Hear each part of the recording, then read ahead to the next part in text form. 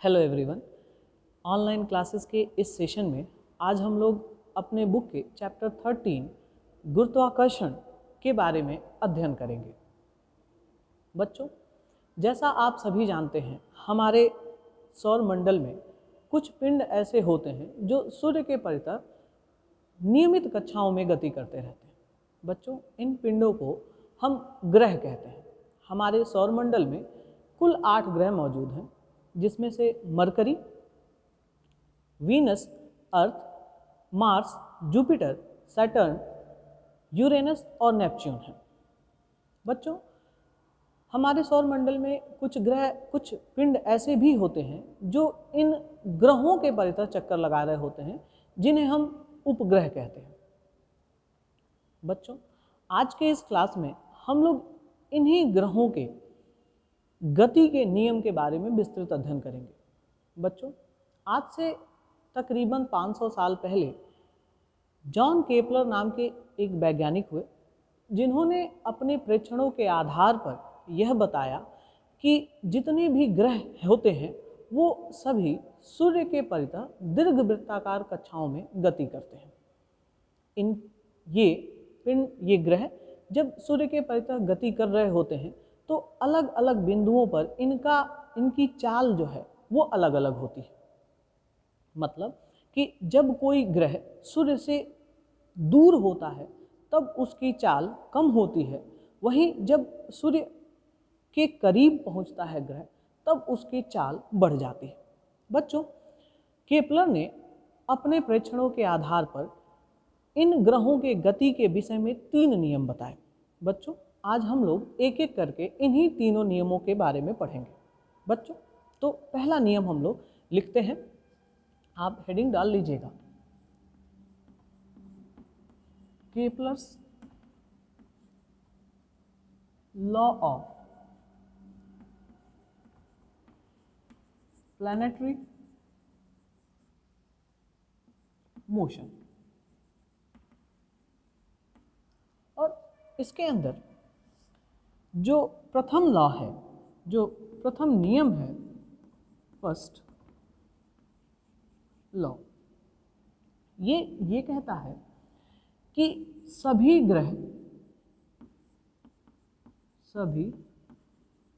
ग्रह सूर्य के परितः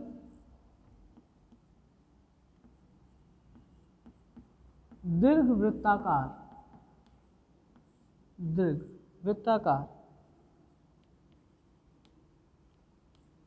कक्षाओं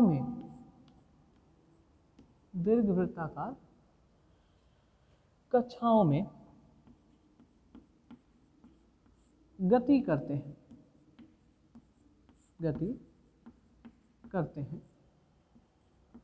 तथा सूर्य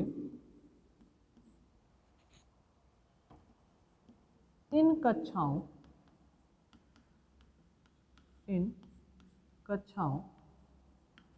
के एक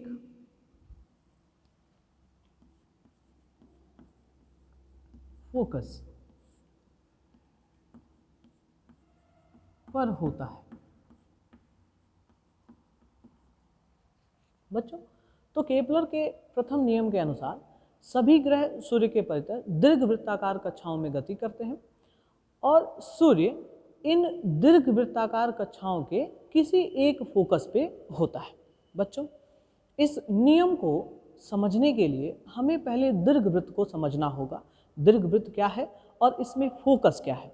तो बच्चों, ये नोट कर लीजिए, इसके बाद हम लोग दीर्घवृत्त के बारे में थोड़ी इंफॉर्मेशन ले लें।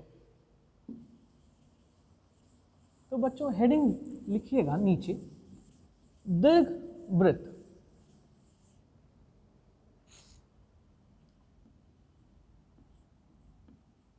दीर्घवृत्त, इंग्लिश में इसे कहेंगे एलिप्स। बच्चों, जो दीर्घवृत्त है उसका आकार कुछ ऐसा होता है।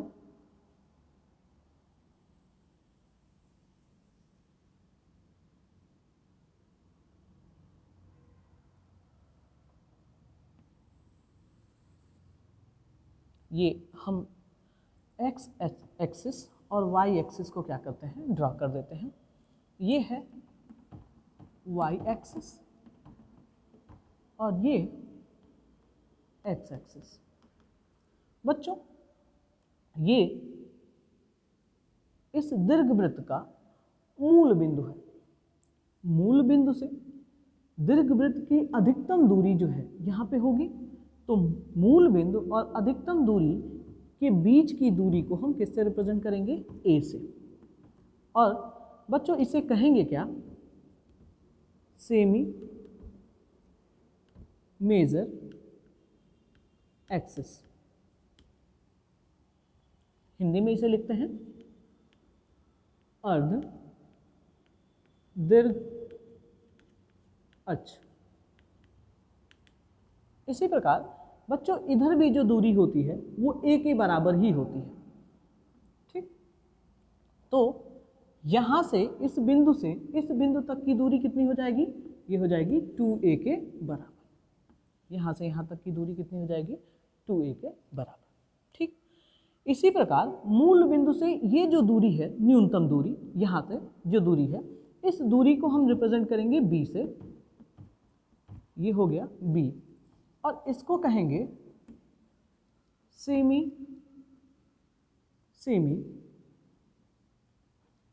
Minor axis. हिंदी में लिखें तो ये हो जाएगा अर्ध लघु अक्ष। तो ठीक इसी प्रकार ये b होगा तो ये भी कितना होगा, ये भी b के बराबर होगा। और ये कितनी दूरी हो जाएगी, 2b के बराबर हो जाएगी। यहाँ से लेके यहाँ तक की ये दूरी किसके बराबर आ जाएगी, 2b के बराबर। बच्चों इसी दीर्घवृत्त के अंदर दो फोकस होते हैं, दो फोकस। और वो दो फोकस कहाँ होते हैं, मूल बिंदु से a इंटू ई दूरी पर मौजूद होते हैं। कितनी दूरी पर होंगे, a इंटू ई दूरी पर। ठीक इसी प्रकार इतनी ही दूरी पर यहाँ भी मौजूद होंगे a इंटू ई दूरी पर।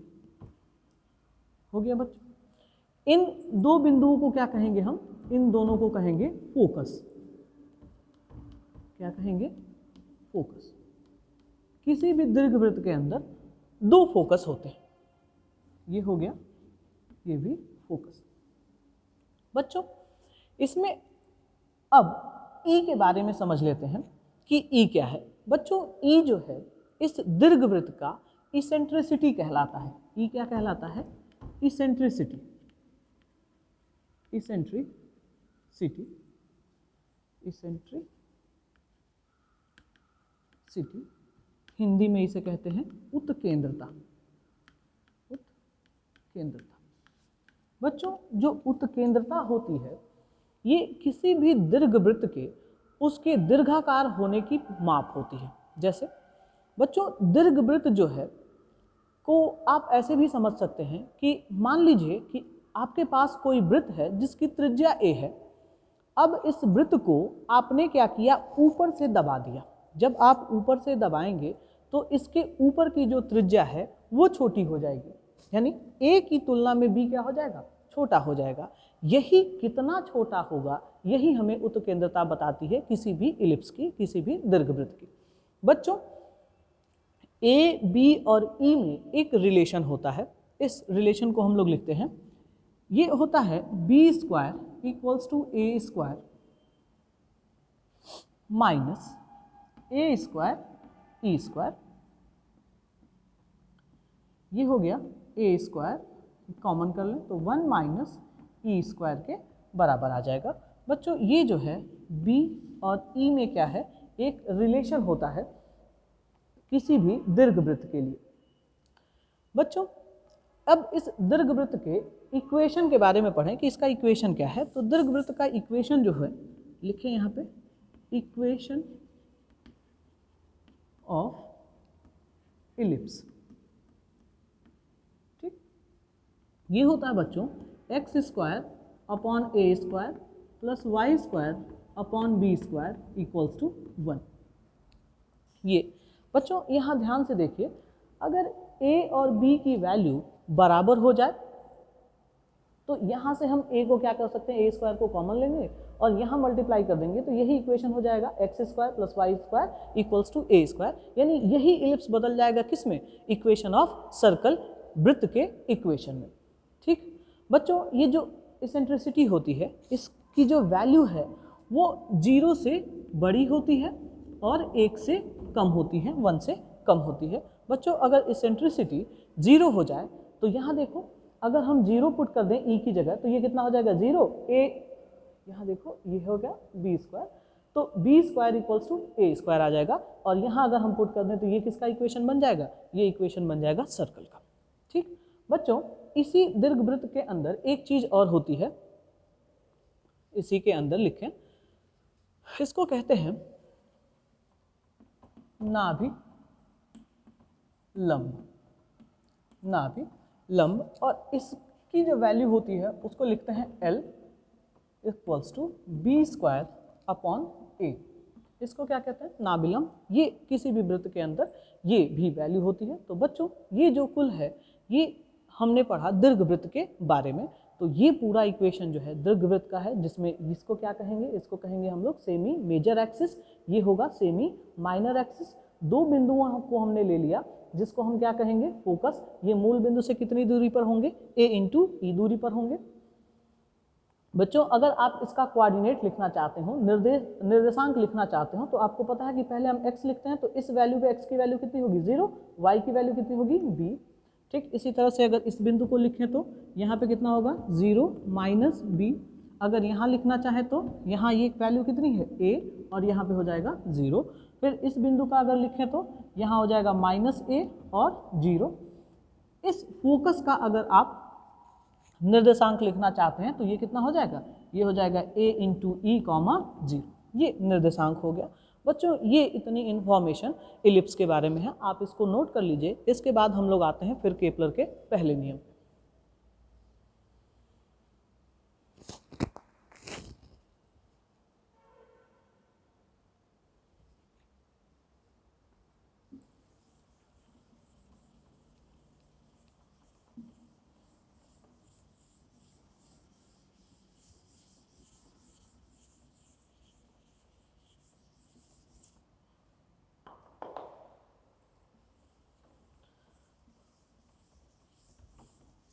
बच्चों अब समझते हैं हम लोग केपलर के नियम को। बच्चों केपलर के नियम के लिए सबसे पहले क्या कर लें, एक दीर्घवृत्ताकार आकृति बनाएं।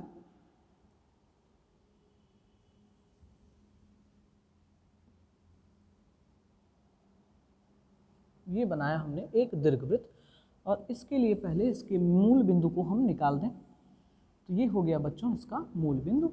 मान लो कि जो सूरज है, सन है, वो इस बिंदु पर है। यहाँ पे क्या है, ये सूरज है, इसको हम लोग क्या कह देते हैं कि ये ओ पोजीशन पे है। कोई ग्रह जिसका द्रव्यमान कितना है, m है, यहाँ पर मौजूद है। ये क्या है, ग्रह यहाँ पे मौजूद है। बच्चों अब आप यहाँ ध्यान से देखिए तो आपको ये पता चलेगा कि जब ग्रह सूर्य के परितः इस दीर्घवृत्ताकार कक्षा में गति कर रहा होगा तो सूर्य से ग्रह की जो दूरी है वो लगातार परिवर्तित होती रहेगी। जब ग्रह यहाँ से आगे बढ़ते आएगा तो इस जगह पे इसकी दूरी जो है वो न्यूनतम होगी। कहाँ होगी, यहाँ पे न्यूनतम। और यही ग्रह जब गति करते हुए यहाँ पहुँचेगा तो सूर्य से इसकी दूरी जो है अधिकतम होगी। बच्चों हम लोग इन्हीं अधिकतम और न्यूनतम दूरी को निकालते हैं। तो बच्चों देखो, अगर हम लिखें सूर्य और ग्रह के मध्य न्यूनतम दूरी, तो इसके लिए क्या लिख लिया जाए, आर मिनिमम। बच्चों आर मिनिमम कैसे निकलेगा, इसके लिए आप देखिए, हमने कहा कि जो सूरज होगा इस दीर्घवृत्ताकार कक्षा के किसी एक फोकस पर स्थित होगा, और फोकस कितनी दूरी पे होता है, a इंटू ई दूरी पर होता है। कहाँ से, मूल बिंदु से। बच्चों निकाल लिया हमने ये। अच्छा,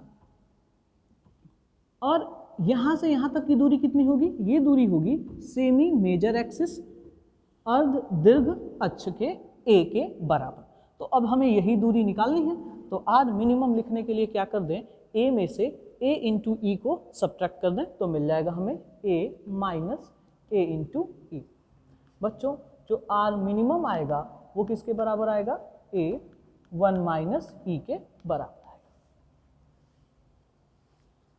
ठीक इसी प्रकार अगर हम सूर्य और ग्रह के मध्य अधिकतम दूरी निकालें, तो अधिकतम दूरी होगी तो इसको क्या कह दें, ये होगा आर मैक्सिमम। बच्चों आर मैक्सिमम निकालने के लिए देखो अधिकतम दूरी कब होगा? जब ये ग्रह यहाँ से चलते चलते चलते कहाँ पहुँच जाए? इस बिंदु पर पहुँच जाए, तो ये दूरी क्या होगी? सबसे अधिक होगी। आप इस फिगर में कहीं भी देखिए, सबसे अधिक दूरी सूर्य और ग्रह के बीच में यही होगी, जब ग्रह कहाँ मौजूद हो? यहाँ पर मौजूद हो। तो आर अधिकतम लिखने के लिए, मैक्सिमम लिखने के लिए हम क्या कर लें, हमें पता है कि ये दूरी भी कितनी होगी? ए के बराबर, और यहाँ से ये दूरी कितनी है? ए ई के बराबर। तो अधिकतम दूरी कितनी आएगी? ए प्लस ए इंटू ई। यहाँ से हम लिख सकते हैं आर मिनिमम बराबर ए प्लस ए कॉमन ले लें, तो ये हो जाएगा 1 प्लस ई के बराबर।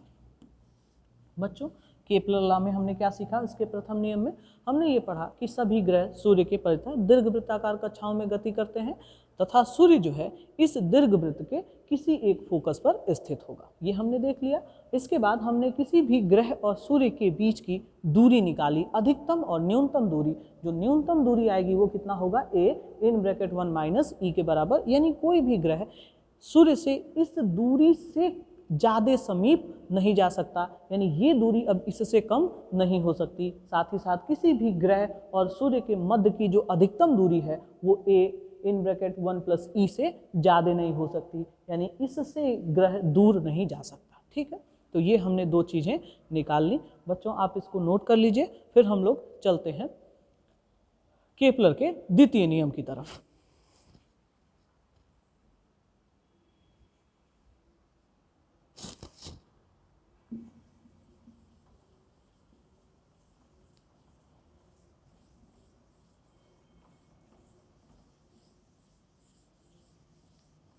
बच्चों तो पहले केपलर के द्वितीय नियम को लिखते हैं कि इसका द्वितीय नियम जो है वो क्या है। तो लिखा जाए सेकेंड लॉ।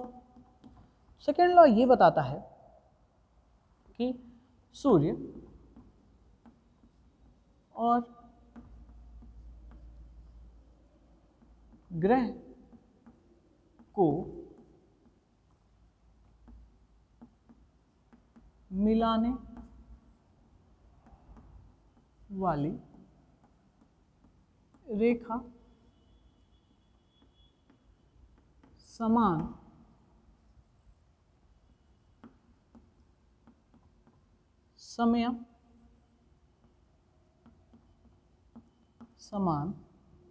समयांतराल में समान क्षेत्रफल पार करती है।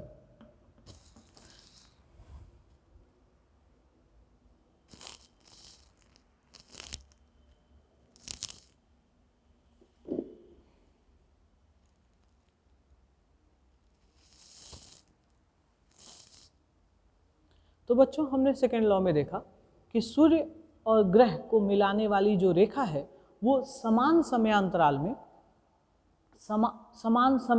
में समान क्षेत्रफल पार करती है। अर्थात अगर लिखें इसका मतलब क्या है? अर्थात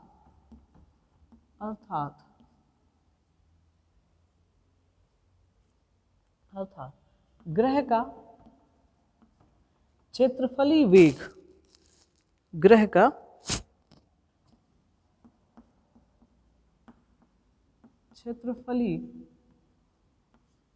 वेग नियत रहता है, नियत रहता है।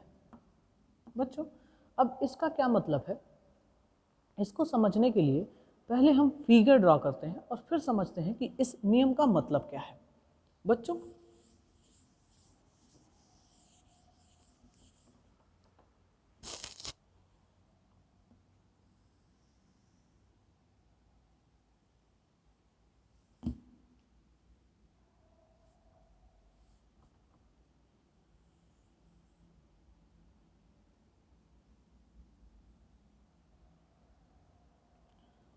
ये हमने फिगर ड्रॉ कर लिया, ये हो गया, ये इस दीर्घवृत्त का केंद्र, और ये जो है ये हो गया फोकस, जहाँ पे सूर्य क्या होगा, स्थित होगा। बच्चों मान लीजिए कि किसी समय पे, किसी समय T1 पर कोई ग्रह जिसका द्रव्यमान कितना है, m है, बिंदु A पर स्थित है। कोई ग्रह है जिसका द्रव्यमान कितना है, A है, किसी समय T1 पर बिंदु A पर स्थित है। इसकी सूर्य और ग्रह के मध्य की जो दूरी है वो कितनी है, r है। अब हम मान लेते हैं कि dt समय बाद, यानी dt समय अंतराल बाद, ये जो ग्रह है गति करते हुए कहाँ आ जाता है, बिंदु B पर आ जाता है। तो अब इसको क्या करें, बिंदु B को बिंदु O से मिला दें। अब बच्चों ध्यान दो कि ये जो ग्रह है जितना क्षेत्रफल तय करेगा, कितने समय में, dt समय में यही क्षेत्रफल तय करेगा। ये जो क्षेत्रफल है ये कितने समय में तय कर रहा है, मान लिया dt समय में। dt क्या है, इसको t2 में से क्या कर दिया, सब्ट्रैक्ट कर दिया, तो ये आ जाएगा dt। तो dt जो बहुत सूक्ष्म समय है उसमें ये a से b पर पहुंचता है। तो a से b पर जब पहुंचेगा तो ये इतना क्षेत्रफल, ये जो त्रिभुज के जैसा फिगर दिखाई दे रहा है, इतना क्षेत्रफल क्या करेगा, पार करेगा। बच्चों आगे जो है केपलर ने ये बताया कि इतने ही समय में अगर हम कहीं और देखें, तो जैसे मान लो कि हम मान लेते हैं कि अभी जो ग्रह है वो कहाँ है, बिंदु A1 पर, और फिर कुछ देर बाद, कुछ देर का मतलब dt समय बाद ये कहाँ पहुँच जाता है, बिंदु B डैश पर पहुँचता है। तो उतना ही क्षेत्रफल ये तय करेगा, उतना ही क्षेत्रफल तय करेगा जितना क्षेत्रफल वो बिंदु A से बिंदु B पर पहुंचने में, जितना बिंदु A डैश से बिंदु B डैश तक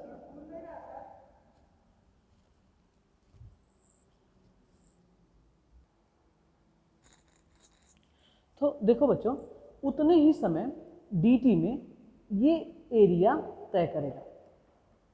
ठीक है, यानी अगर हम लिखें एरिया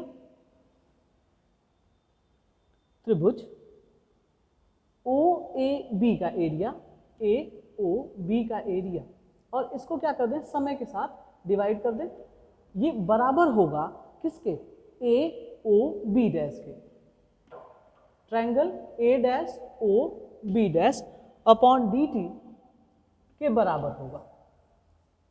बच्चों इसका मतलब ये है कि अगर आप ध्यान से देखें तो आपको ये जो क्षेत्रफल है ये दिखाई देगा कि सूर्य से जब ग्रह दूर है तब हम उसका वेग अगर मान लें v1 है, और जब ये सूर्य के समीप है तब इसका वेग मान लें v2 है। तो ये आपको स्पष्ट समझ में आएगा कि v2 की जो वैल्यू है वो v1 से क्या होगी, हमेशा ज़्यादा होगी। बच्चों इसका मतलब ये है कि जब भी ग्रह सूर्य से दूर होता है तब उसका वेग जो है कम होता है उसकी अपेक्षा जब ग्रह सूर्य के क्या हो, समीप हो। यानी जब ग्रह समीप होगा तब उसका वेग क्या होगा, बढ़ जाएगा, और जब ग्रह सूर्य से दूर होगा तब उसका वेग क्या हो जाएगा, कम हो जाएगा।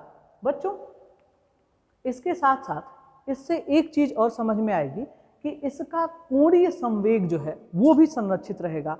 अब ये कैसे रहेगा, इसको हम लोग क्या किया जाए, देखा जाए, इसको प्रूफ किया जाए कि कैसे इसका कोणीय वेग जो है वो संरक्षित रहेगा। बच्चों इसके लिए हम इसी फिगर, जो पिछला फिगर था उसी फिगर का पार्ट ले लेते हैं। ये हो गया। तो मान लो कि ये क्या है, यहाँ पर है A, ये है B और ये क्या है O। मान लो कि जो कोई ग्रह बिंदु A पर है और बिंदु A से B तक पहुंचने में कितना समय लिया, dt समय लिया। तब ये आर्क तय करने में जो कोणीय विस्थापन है वो कितना है, d थीटा ले लिया हमने। चलो बच्चों, अब इसको समझने के लिए पहले क्या किया जाए, इसकी त्रिज्या लिखी जाए और ये दूरी कितनी है, r है। तो त्रिभुज AOB का क्षेत्रफल, तो क्षेत्रफल कैसे लिखें, dA, मान लिया छोटा सा क्षेत्रफल है तो dA ले लिया, हाफ इंटू बेस, तो बेस कितना है OA, इंटू हाइट, तो हाइट क्या ले लें, इंटू AB। बच्चों यहाँ ध्यान से एक चीज़ समझनी है आप लोगों को कि हमें पता है कि जो दीर्घवृत्ताकार कक्षाएं होती हैं वो छोटी नहीं होती हैं, वो बहुत बड़ी होती हैं। तो किसी बहुत बड़े कर्व के लिए अगर हम छोटी सी लाइन लें तो ये लाइन हमको कैसी दिखेगी, स्ट्रेट लाइन, एक सीधी लाइन के जैसा दिखेगा। और अगर हम इसको मिला दें तो यही तो इस त्रिभुज क्या क्या होगा, इस त्रिभुज की हाइट होगी। तो इसको लिख लिया हमने AB। अब इस त्रिभुज से हम AB को निकाल सकते हैं। AB कितना होगा, तो हमें पता है angle equals to arc upon radius. Angle कितना है d थीटा, आर्क कितना है AB और रेडियस कितना है r। तो यहाँ से AB इक्वल्स टू क्या लिख सकते हैं हम लोग, r d थीटा लिख सकते हैं।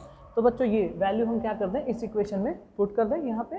तो ये हो गया हाफ, OA की वैल्यू कितनी होगी, OA की वैल्यू r इंटू AB की value r d theta.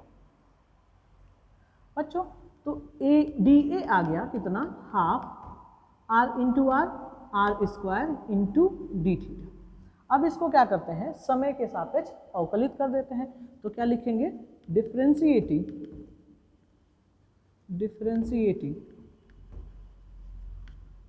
With respect to t, t के सापेक्ष अवकलित करने पर ये कितना आ जाएगा, dA upon dt equals to half r square d theta upon dt। बच्चों वृत्तीय गति में हमने पढ़ा था कि कोणीय विस्थापन का समय के सापेक्ष अवकलन क्या कहलाता है, ओमेगा कहलाता है, कोणीय वेग। तो यहाँ हम लोग लिख सकते हैं क्या, dA upon dt equals to half r square omega. Omega किसकी जगह पे लिखा हमने, d थीटा अपॉन dt की जगह क्या लिखा हमने, ओमेगा। ये होता है कोणीय वेग।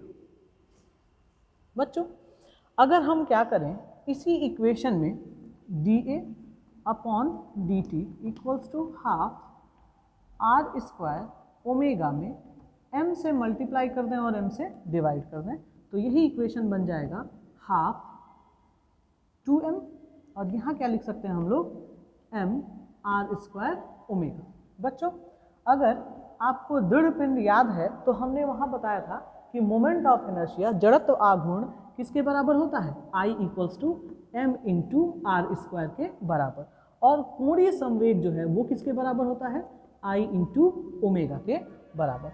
यानी यहाँ हम क्या लिख सकते हैं, 1/2m इंटू आई इंटू ओमेगा, और इसकी जगह पे हम लोग क्या लिख सकते हैं, J/2। तो जो dA अपॉन dt आया ये कितना आ गया, ये आ गया J/2m के बराबर। बच्चों इस इक्वेशन से स्पष्ट है कि यहाँ dA अपॉन dt केपलर के द्वितीय नियम के अनुसार क्या है, नियतांक रहेगा। किसी भी ग्रह का क्षेत्रफलीय वेग क्या रहता है, हमेशा नियत रहेगा। 2m ग्रह का, ये 2 है, 2 कांस्टेंट, m क्या है, ग्रह का द्रव्यमान, ये भी क्या रहेगा, कांस्टेंट रहेगा। तो j भी क्या रहेगा, कांस्टेंट। यानी यहाँ से हम लोग लिख सकते हैं क्या, j इक्वल्स टू कांस्टेंट। बच्चों ये रहा कुल केपलर का द्वितीय नियम। अब इसे नोट कर लीजिए आप, फिर हम केपलर के तृतीय नियम को पढ़ेंगे।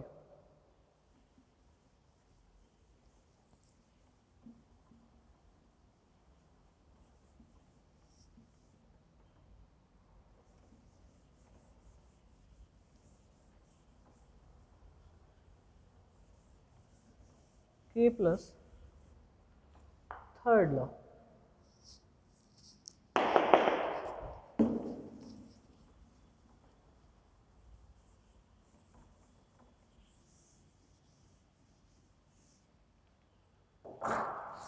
बच्चों लिखा जाए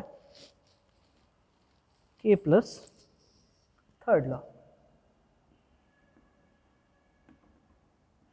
थर्ड लॉ। बच्चों इसके अनुसार किसी भी ग्रह का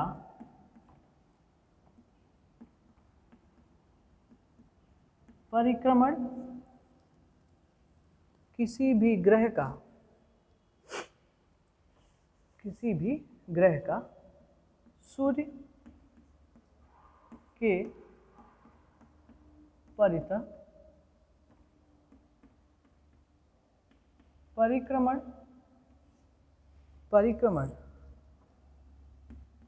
काल का वर्ग दीर्घवृत्त के अर्ध दीर्घ अक्ष के तृतीय घात के अनुक्रमानुपाती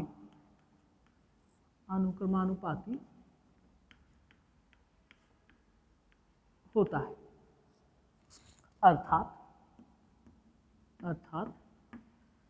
अगर परिक्रमण काल को हम t से दिखाएं, परिक्रमण काल को t से, और हमने पढ़ा कि जो दीर्घ अक्ष होगा उसको किससे रिप्रेजेंट करेंगे, a से, तो ये क्या हो जाएगा, परिक्रमण काल t का वर्ग जो है वो अनुक्रमानुपाती होगा किसके, a क्यूब के। या हम लोग लिख सकते हैं t square equals to a cube. यहाँ जो k है, k क्या है, k एक नियतांक है, k क्या है, एक नियतांक। बच्चों अब इस नियम को क्या किया जाए, हम लोग प्रूफ कर लिया जाए। आप इसे नोट कर लीजिए। चलो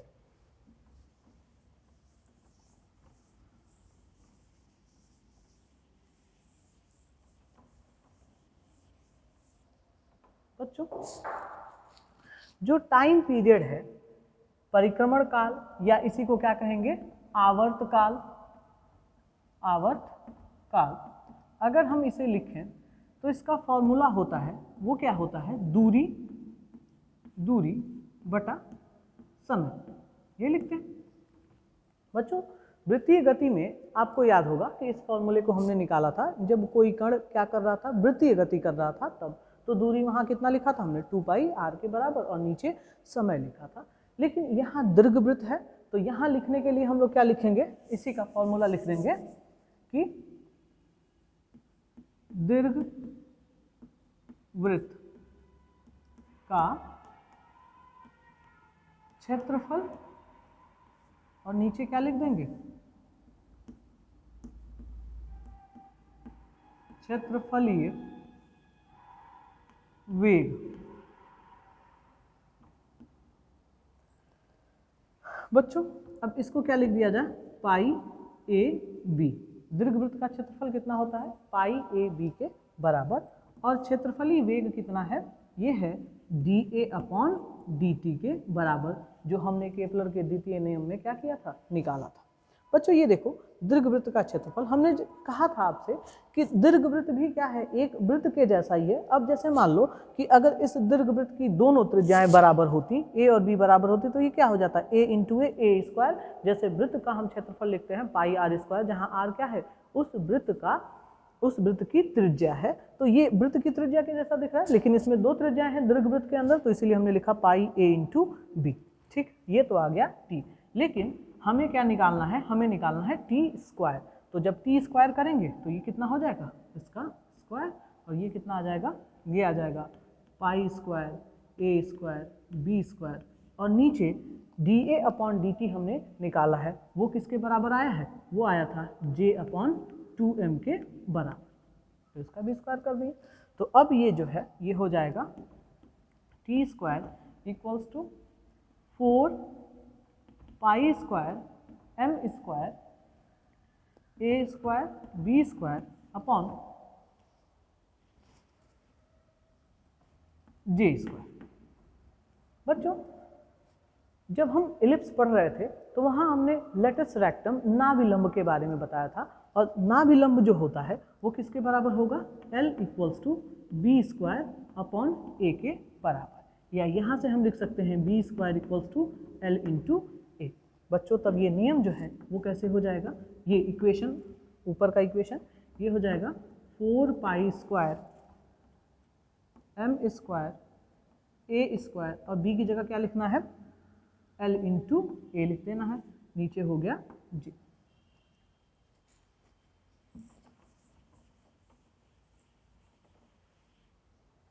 अब देखो इसमें a से मल्टीप्लाई कर दें तो ये हो जाएगा T square equals to, bracket के अंदर लिखें 4 pi square M square L upon J, और a इंटू ए स्क्वायर हो जाएगा ए क्यूब। बच्चों अब इस ब्रैकेट टर्म को ध्यान से देखिए, 4 कांस्टेंट, पाई constant, m constant, L constant, और j भी क्या होगा, कांस्टेंट।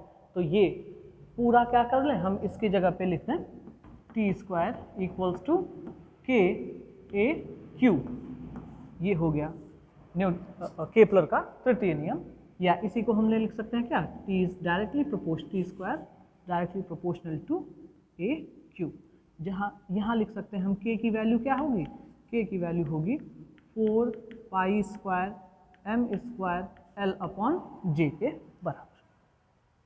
बच्चों इस नियम का उपयोग करके हम अपने बुक में दिए गए कुछ क्वेश्चंस को भी सॉल्व कर सकते हैं।